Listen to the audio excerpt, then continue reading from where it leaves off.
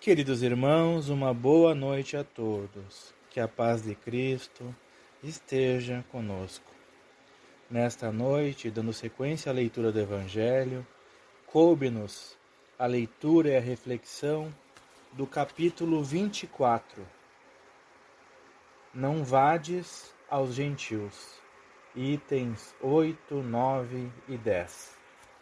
Que as palavras do codificador, guiadas por Jesus, possam iluminar e encher de ânimo, de esperança, as nossas mentes e os nossos corações. Que assim seja. Jesus enviou seus 12, os apóstolos, depois de lhes ter dado as instruções seguintes: Não vades aos gentios e não entreis nas cidades dos samaritanos, mas ide antes as ovelhas perdidas da casa de Israel.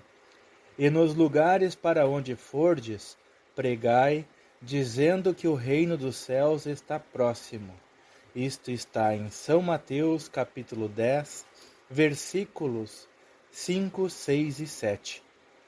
Jesus prova em muitas circunstâncias que suas vistas não são circunscritas ao povo judeu, mas que abarcam toda a humanidade. Se, pois, disse aos seus apóstolos para não ir aos pagãos, não foi por desdenhar sua conversão, o que teria sido pouco caridoso, mas porque os judeus que criam na unidade de Deus e esperavam o Messias estavam preparados pela lei de Moisés e os profetas para receber a sua palavra. Entre os pagãos, a própria base faltando, tudo estava por fazer e os apóstolos não estavam ainda bastante esclarecidos para uma tão pesada tarefa. Por isso, disse-lhes: Ide as ovelhas desgarradas de Israel, quer dizer, ide semear num terreno já preparado, sabendo bem que a conversão dos gentios virá a seu tempo, mais tarde. Com efeito, no centro mesmo do paganismo, os apóstolos iriam plantar a cruz.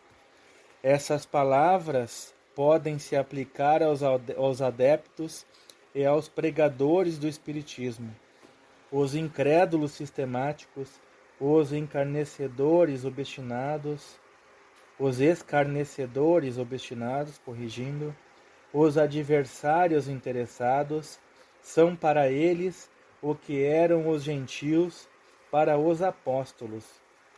A exemplo destes, procuram primeiro os prosélitos entre as pessoas de boa vontade, daqueles que desejam a luz, em quem se encontra um germe fecundo.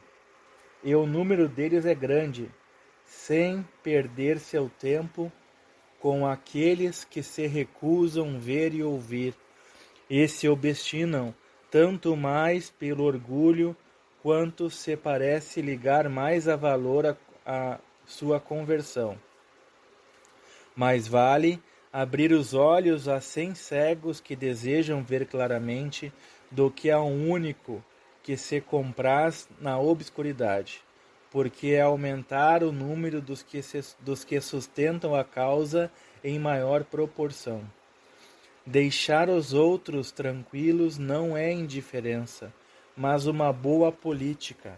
Sua vez virá, quando serão dominados pela opinião geral e ouvirão a mesma coisa repetida sem cessar ao seu redor.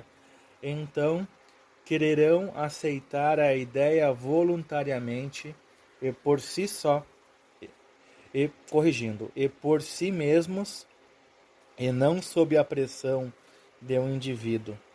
Depois, ocorre com as ideias o mesmo que com as sementes. Elas não podem germinar antes da época, e somente em terreno preparado. Por isso, é melhor esperar o tempo propício e cultivar primeiro as que germinam, para evitar que abortem as outras em as apressando muito. Ao tempo de Jesus, em consequência das ideias restritas e materiais da época, tudo estava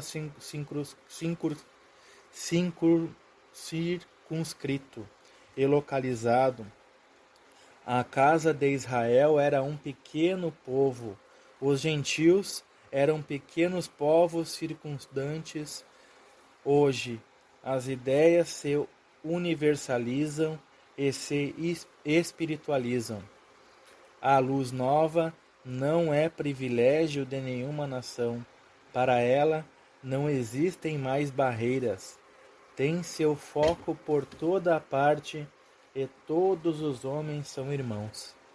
Mas também os gentios não são mais um povo, porém uma opinião que se encontra por toda a parte e da qual a verdade triunfa pouco a pouco, como o cristianismo triunfou do paganismo.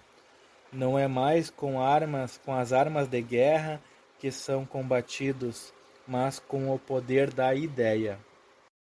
Bem, meus irmãos, creio que o esclarecimento constante nessa sublime mensagem do Consolador nos permite uma compreensão satisfatória acerca de algo que é muito providencial, sobretudo nesses tempos que vivemos, sobretudo numa época de polarização. Embora clara a compreensão, acredito que a sua aplicação ainda é difícil em virtude da complexidade do tema. Mas para contribuir um pouco nesta compreensão, para dar uma contribuição singela, quero aqui fazer algumas observações. Jesus, fica claro nessa mensagem que Deus, nosso Pai maior, e Jesus, nosso irmão, nosso mestre, nosso modelo, nosso guia, não tinham pressa na conversão, na nossa conversão. Fica claro essa expressão, essa manifestação nesta mensagem também, que a pressa por parte de Deus e por parte de Jesus não existem.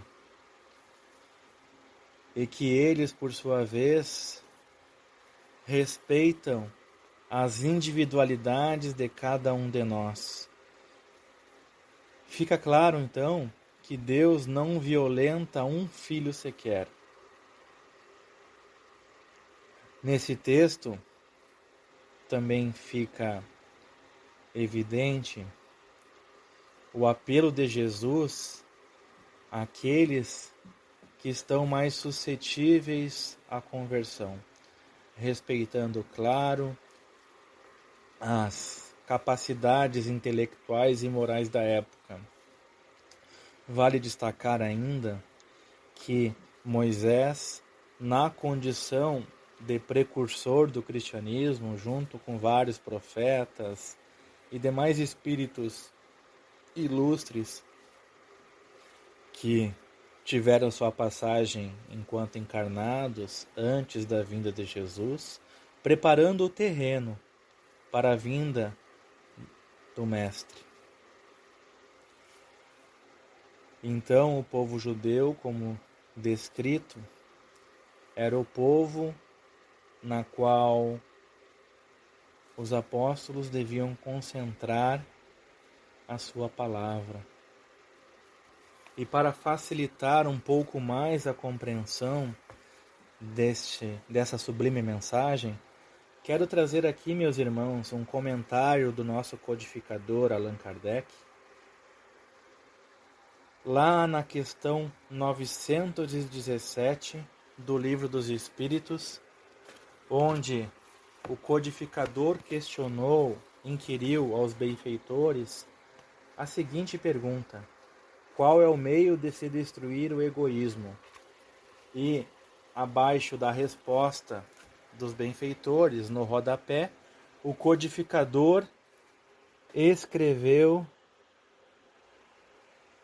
a seguinte mensagem: louváveis esforços indubitavelmente se empregam para fazer que a humanidade progrida. Os bons sentimentos são animados, estimulados e honrados mais do que em qualquer outra época.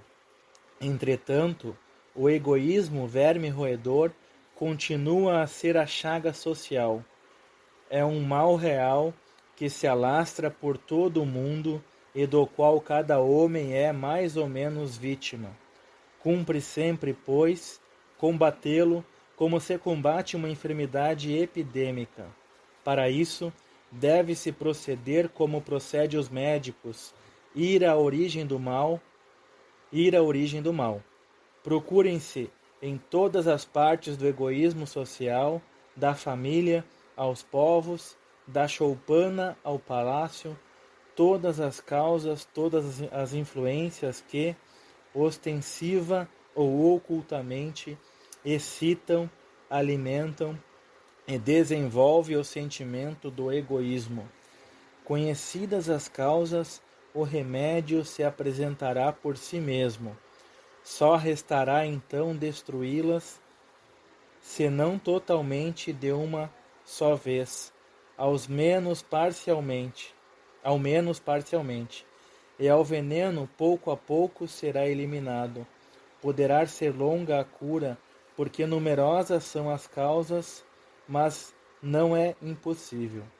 Contudo, ela só se obterá se o mal for atacado em sua raiz, isto é, pela educação, não por essa educação que tende a fazer homens instruídos, mas pela que tende a fazer homens de bem. A educação, convenientemente entendida, constitui a chave do progresso moral.